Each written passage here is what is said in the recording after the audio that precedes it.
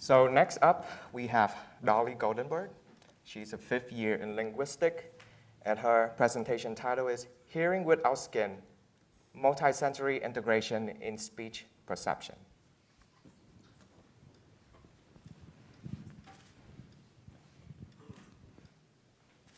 We hear with our ears. It has been known for a few decades now that we also make use of our eyes in perceiving and interpreting speech. My question is, do we also hear with our skin? A positive answer to this question has many applications, including clinical ones. Imagine that in the future, speech pathologists would be able to use aerotactile aids to assist individuals with impaired hearing and speech the same way current-day speech pathologists are using visual aids. In order to answer this question, do we hear with our skin, I made use of the following facts.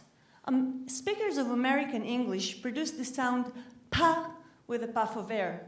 They produce the sound ba with no puff or a very minimal amount of air. I let participants listen to sounds ranging from pa to ba. That is, either a full pa, a full ba, or sounds in between. I asked them, do you hear a pa or a ba? Some of the time, a little puff of air was blown on their hands. When participants heard a full pa or a full ba, they always gave the correct answer. But when they heard something in between, when they didn't have a sufficient auditory information, they tended to answer pa more frequently when they felt the puff of air on their hands.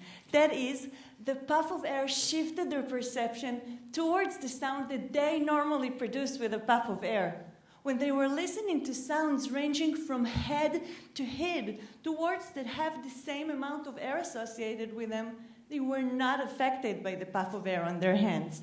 That is, they only used the puff of air when they were distinguishing a sound that they normally produce with a puff of air from a sound that they normally don't.